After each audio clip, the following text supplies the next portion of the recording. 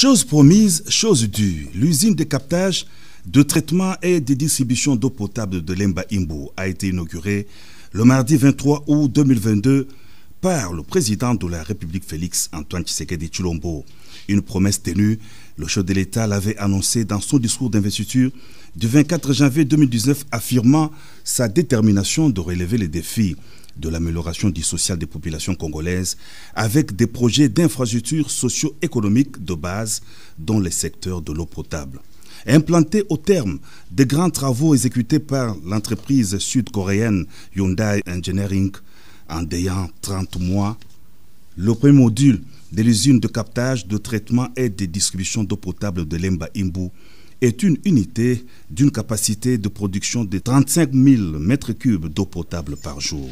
Elle est située à une trentaine de kilomètres du centre-ville, au confluent des rivières Ndjili et Lukaya. L'usine compte 3 phases au total. La première phase inaugurée va approvisionner en eau potable les communes d'Ndjili et de Kimbanseke qui souffraient depuis des décennies de la carence des dessertes en eau potable.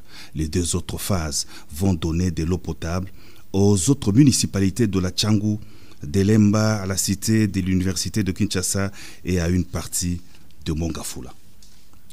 Porteur d'un message de son président Azali Assoumani, l'ambassadeur de l'Union des Comores en France, Ahmada Ahmadi, a été reçu en début de semaine à la cité de l'Union africaine par le chef de l'État, Félix Antoine Tshisekedi Tshilombo.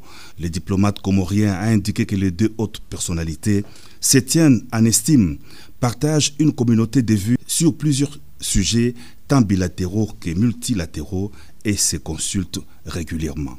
L'émissaire du président comorien a déclaré que son pays soutient le président de la République dans les efforts qu'il mène pour rétablir la paix et la sécurité dans l'est du territoire national. Un autre hôte de marque reçu à la cité de l'Union africaine est l'ancien président du Nigeria, Olusegun Obasanjo. Ces échanges avec le président de la République, Félix Antoine Tshisekedi Tshilombo, ont été axés sur la situation sécuritaire dans l'est de la RDC et l'épineuse question de l'agression du Rwanda. Pour Olusegun Obasanjo, la RDC devra user de la théorie du bâton et de la carotte, c'est-à-dire non seulement la force, mais aussi le dialogue face à l'agression.